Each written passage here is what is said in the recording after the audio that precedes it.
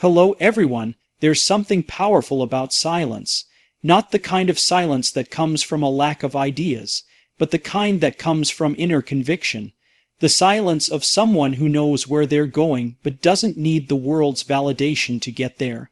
Too many people, when they get an idea, a dream, a goal, a plan, the first thing they do is broadcast it. They tell their friends, their coworkers, even strangers. Why? Maybe it's for encouragement. Maybe it's because they want applause, but here's the truth. When you speak your plans too soon, you risk spending your energy on the performance instead of the pursuit. Silence is a strategy, not a weakness. Most people don't understand this because we live in a world addicted to noise. We post every thought, every goal, every move, hoping someone out there will notice. But the ones who truly build things, the ones who actually make a difference, they operate differently. They understand that silence isn't absence, it's presence.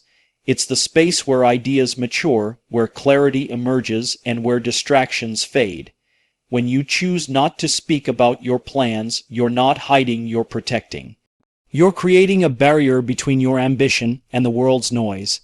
Because once your idea is out in the open, it's no longer just yours. It becomes a target for doubt, criticism, or worse, imitation. People don't need to know what you're building while you're still sketching the blueprint. The world has a habit of pulling things apart before they're even built. When you share your plans too early, you give others the opportunity to influence your direction, sometimes without even realizing it. Their opinions seep in, and slowly, the purity of your original vision starts to change. That's the danger of noise. It shifts you before you've had time to solidify your foundation. Silence keeps you focused. It shields you from distractions disguised as feedback. It allows you to listen to yourself, to refine your thinking without interference. It gives your work the breathing space it needs to become stronger before it steps into the light. When you stay silent about what you're creating, you're also denying yourself the cheap reward of praise. Because praise can become a drug, one that tricks your brain into thinking you've already accomplished something, when all you've done is talk about it. Every time someone says, "That's a great idea," your motivation dips just a little. It's already been acknowledged. The urgency fades. That's how great ideas die, not in failure, but in comfort. The silence keeps you hungry. It keeps you accountable to results, not reactions. Most people want to be seen working, not actually do the work. They chase attention instead of mastery. They mistake talking for progress, but real progress is quiet. It happens in early mornings and late nights. It's not glamorous. It's not shareable. It's frustrating, slow, and often invisible.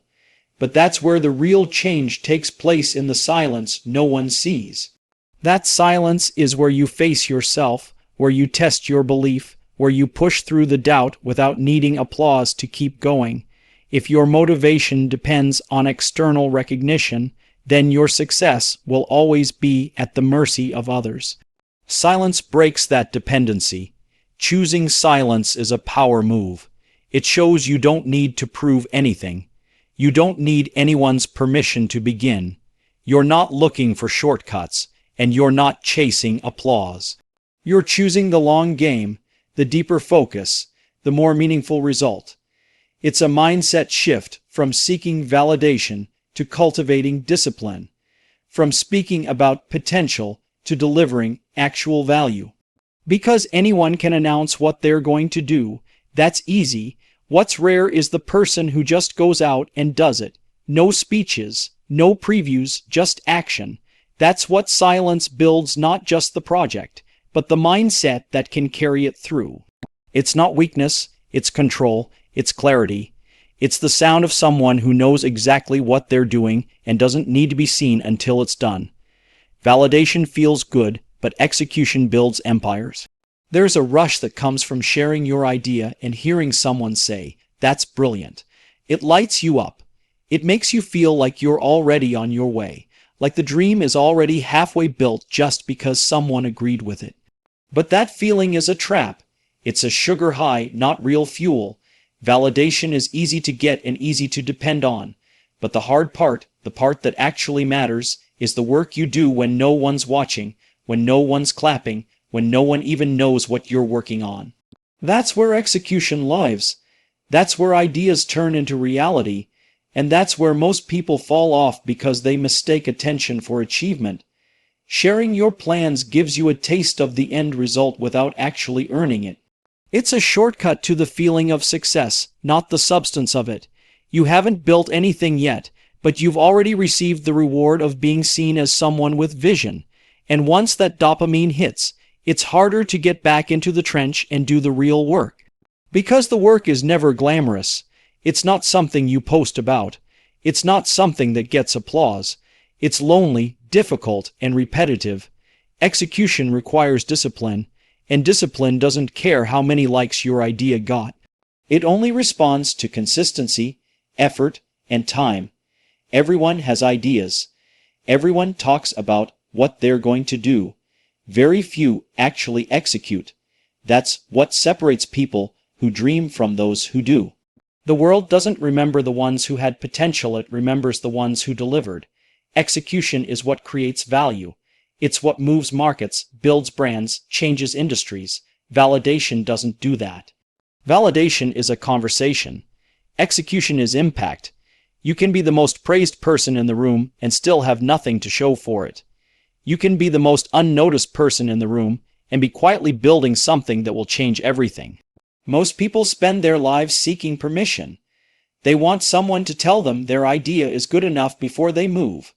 But the truth is, if you're waiting for validation to start, you'll never start. Because the ones who matter aren't spending their time validating their building. They're focused, they're locked in, and while the world is busy reacting, they're creating. Execution doesn't need permission. It doesn't need noise. It thrives on momentum. The more you build, the more you learn. The more you learn, the better you get. And the better you get, the less you care about being told you're on the right track because you already know it.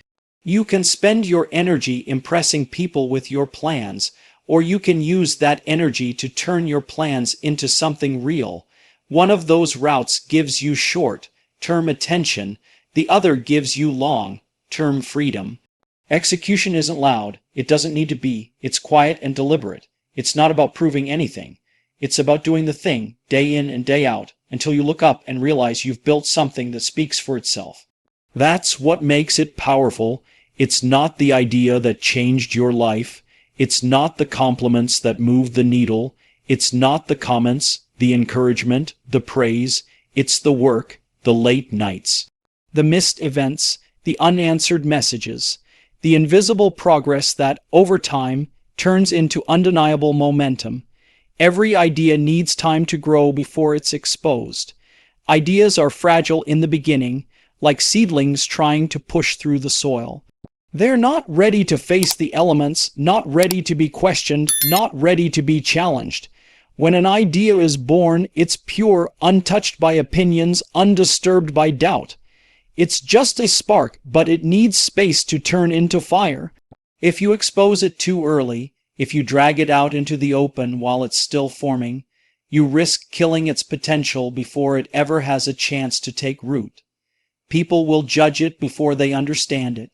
They'll criticize the parts that aren't even finished, and suddenly, what was once exciting becomes uncertain. What was once clear becomes cloudy, not because the idea was bad, but because it didn't get the time it needed to evolve on its own. There's a process to everything that lasts. A rhythm to creation that doesn't respond well to interruption. Your idea needs solitude, it needs quiet. It needs trial and error without commentary. It needs failure without witnesses, revision without applause. Only then can it become something real. Only then can it develop the strength to survive criticism, the depth to stand up to scrutiny, the clarity to lead instead of follow. Sharing an idea too soon is like opening a door before the foundation is set.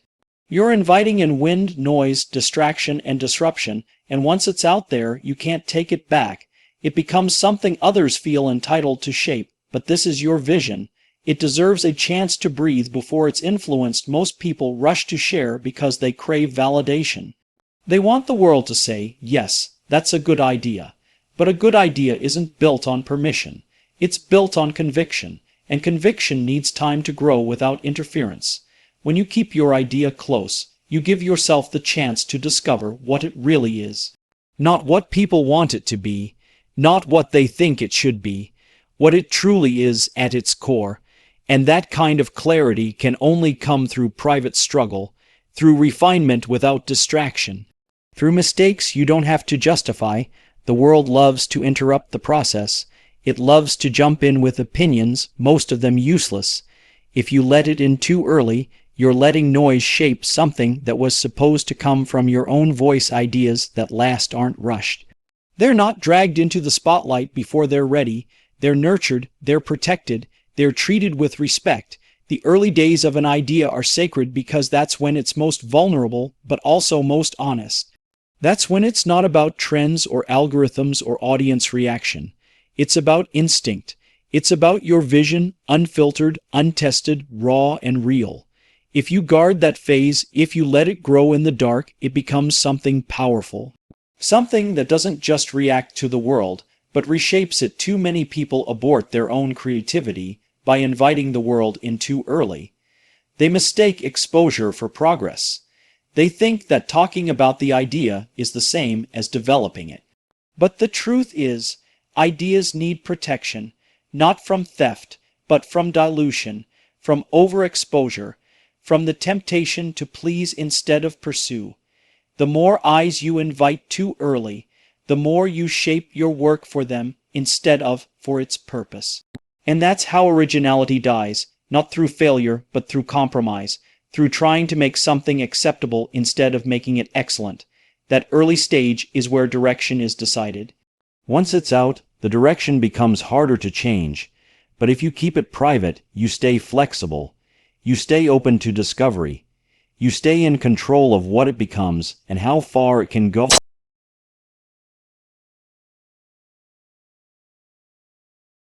Protect your vision from the noise of unearned opinions. Not every voice deserves space in your mind, and not every perspective is rooted in understanding. People will always have something to say, especially when they don't fully grasp what you're trying to build. They'll offer advice, warnings, and criticism dressed up as concern, but very few of them have ever stood where you're standing. Very few have taken the leap, faced the risks, or carried the weight of trying to bring something new into the world. The danger isn't in their words, it's in letting those words infiltrate your focus before your vision is strong enough to stand on its own. When you're building something meaningful, your mind is your most valuable tool. It needs clarity, discipline, and belief. Letting in noise, too early opinions from people who have never built anything, never risked anything, never failed forward, it muddies that clarity. It shifts your direction by degrees, so subtly you don't notice until your vision no longer feels like yours. It's been bent to fit the shape of someone else's comfort zone, someone else's limitations. The moment you begin designing your dream around the fears or judgments of others, you've already compromised the very thing that made it yours. People like to speak with authority, especially about things they don't understand. They'll tell you to slow down, to be realistic, to stick to the path that's already been carved out. They'll question your methods, your ambition, your priorities, and they'll do it with confidence, as if their opinions were facts. But authority doesn't come from volume, and experience isn't measured in how loudly someone talks. You have to filter the voices in your life. You have to ask yourself, has this person built anything? Have they taken risks? Have they lived through the process I'm navigating now? If the answer is no, their opinion might be loud, but it's not earned. The challenge is that sometimes the loudest voices are the closest to us. Friends, family, people we love, and it's not always easy to tune them out. But protecting your vision doesn't mean rejecting people. It means being selective about who influences your process. It means knowing when to listen and when to walk away. Your vision is not a committee project. It doesn't require votes or consensus. It needs leadership. It needs someone who can hear the doubt, hear the fear, hear the noise, and still move forward. It's easy to confuse doubt for wisdom, especially when it's delivered with conviction. But doubt isn't always rooted in truth. Often, it's just fear disguised as insight. Fear that you'll outgrow the place people are comfortable keeping you. fear that you'll do what they never dared to do, and the more ambitious your vision, the louder the noise becomes, because boldness challenges the people who have settled. It reminds them of their own buried dreams. And instead of facing that, they try to quiet yours. You owe it to yourself to not let that happen. Building something great requires a level of focus most people will never understand. It requires ignoring voices that sound wise but have never stepped into the arena. It requires being misunderstood for a while, even ridiculed, because vision isn't common. Most people wait until they can see results to believe in something. You have to believe before there's anything to see. That belief is fragile in the beginning, and if you open the door to too many opinions too early, that belief can disappear before the work has even begun. Your job is to protect the fire, not to explain it. To build in silence until your results are too real to be doubted. Let results speak louder than intentions. Anyone can make promises, set goals, or paint a vision of what they want to achieve, but none of that means anything without the proof that follows. The world is full of talkers, people who are great at describing what they're going to do, who rehearse their future accomplishments out loud, who declare their ambitions as if speaking them somehow brings them closer to reality. But speaking isn't building, and planning isn't producing. Intention alone doesn't change anything. What matters is what gets done when no one's listening, when there's no spotlight, when it's just you and the work. Intentions are comfortable. They live in your head where they can't fail. They can't be criticized. They can't disappoint. But results are raw. They're public. They're measurable. They expose the gap between what you said and what you actually did. And that's why so many people avoid them. It's easier to live in the fantasy of what you're going to do than it is to face the pressure of doing it. But pressure is what refines you. Pressure is where you grow. And results are the only honest currency in a world flooded with empty promises. It's tempting to think that sharing your plans gives you momentum. But more often than not, it just gives you a false sense of progress. The mind gets a hit of satisfaction from imagining the future, especially when others respond to it with excitement. But that moment of validation doesn't get the work done. It doesn't move the product forward. It doesn't sharpen your skills. It doesn't solve problems. The only thing that does all of that is showing up day after day and putting in the effort, not for attention, but for impact. There's a quiet confidence that comes from people who let their work speak for them. They don't need to convince anyone. They don't need to argue. They just build, and their results do the talking. That kind of confidence doesn't come from hype. It comes from knowing you've put in the time, made the sacrifices, handled the setbacks, and still kept going. It's built in silence, not in the noise of public declarations, and it's stronger because of it. It can't be shaken by opinions because it doesn't depend on them. It stands on proof, not promise. Most people want to be seen starting. They want recognition for the decision to begin, but starting is easy. It's finishing that tests you. It's execution that earns respect. When you focus on results instead of storytelling, you're forced to confront your own weaknesses, your own gaps in knowledge, your own inconsistencies. That's uncomfortable, but it's necessary, because the process of producing results shapes you in a way that words never will. It reveals who you are under pressure, how you respond to setbacks, how committed you really are to the thing you claim to want. Intentions can be good, but they don't build movements, companies, products, or legacies. Results do, and results require more than imagination. They require persistence, patience, and discipline. They require you to stop explaining and start executing, to move in silence when the temptation to speak is strong, to resist the urge to impress with words and instead focus on impressing with outcomes.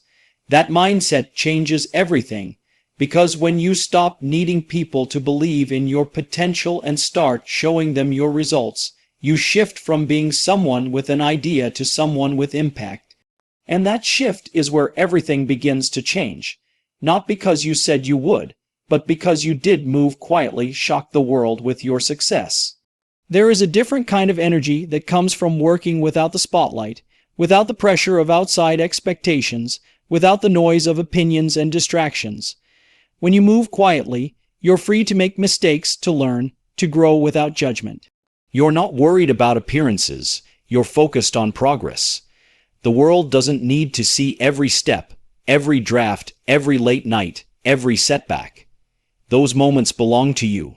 They are the foundation of what will one day surprise everyone who thought they had you figured out. People are drawn to noise because it gives the illusion of momentum.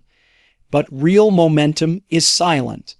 It's the quiet hours of refinement, the repetition of discipline, the invisible sacrifices that compound over time.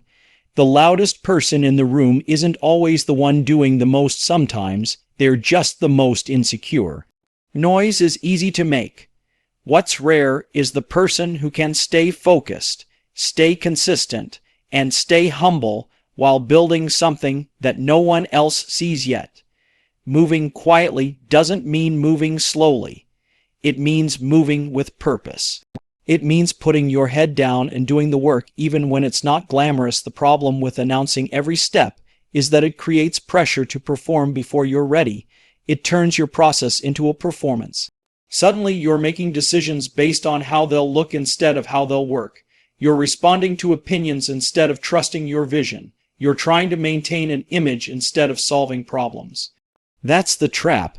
The more people you try to impress along the way, the more distracted you become from actually building something that's impressive. Silence protects your process from becoming a performance. It gives you the space to fail privately, to pivot quietly, to evolve naturally. There's power in not being predictable.